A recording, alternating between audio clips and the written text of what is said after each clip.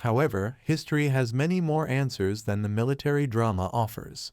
In the Masters of the Air climax, Lieutenant Colonel Robert Rosie Rosenthal crashes in Germany but is saved by the Soviet Army, providing some insight into Russia's involvement in world military too. First and foremost, during World War II, Russia, then known as the Soviet Union, was a member of the Allies.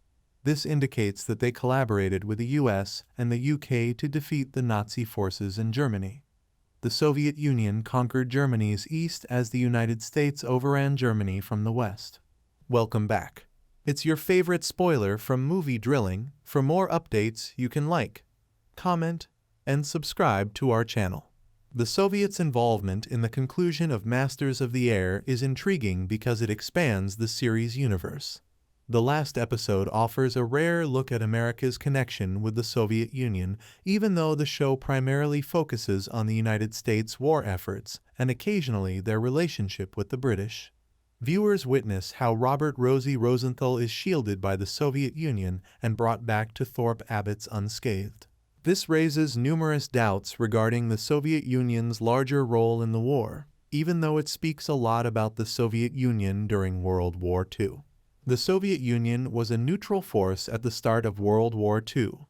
This was cemented when Germany and the Soviet Union signed the Molotov-Ribbentrop Pact, commonly known as the Pact of Non-Aggression, in August 1939.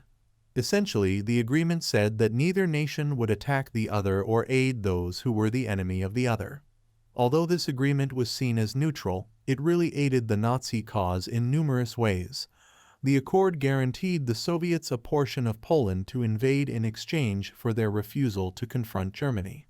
Germany and the Soviet Union both attacked Poland in September 1939. Their ceasefire held, and the Soviet Union seized more territory in Europe for a year. The nation was not prepared for the full siege of the Soviet Union that this objective entailed. After seizing several Russian cities, the Germans were ultimately routed at the Battle of Moscow. Though the Germans were forced to retreat, their perception of the Soviet Union was altered. The Ribbentrop-Molotov Pact had come to an end. After the conclusion of Operation Barbarossa, the Soviet Union chose to support the Allies. The Soviet Union started battling the Nazi forces in 1941 after getting assistance from the Western Allies. Notably, in 1943, Joseph Stalin met with Franklin D. Roosevelt and Winston Churchill at the Tehran Conference to propose new tactics for defeating the Axis forces.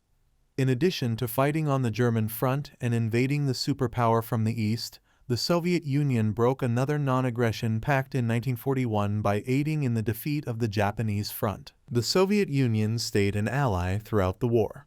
The Soviet Union's goal throughout the first half of the war was to drive German forces from their territory.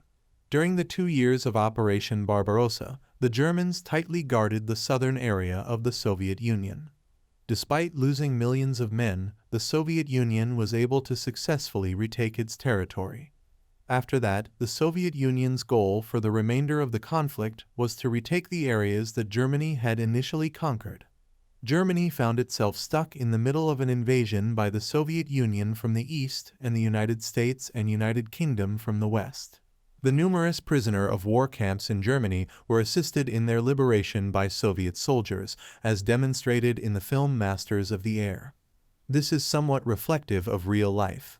As the Soviet forces advanced on Germany, many soldiers of the 100 were being held at Stalag Luft 3, which was evacuated. Even though American forces eventually freed Germany's largest prisoner of war camps, the Soviets had an impact on that liberation. Moreover, the Soviet Union liberated Germany's detention camps. Notably, in January 1945, the Soviets liberated Auschwitz. Ultimately, there was not enough time for Masters of the Air to fully explore the Soviet Union's involvement in World War II, but even a brief look at their ties to the United States was fascinating. It became evident from demonstrating Rosenthal's Soviet rescue that the Soviet Union was an ally just as important as the United Kingdom. The overall story of World War II that Masters of the Air skillfully conveyed is enhanced by this sneak peek.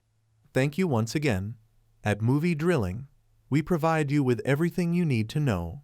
For more, like, comment, and subscribe to our channel.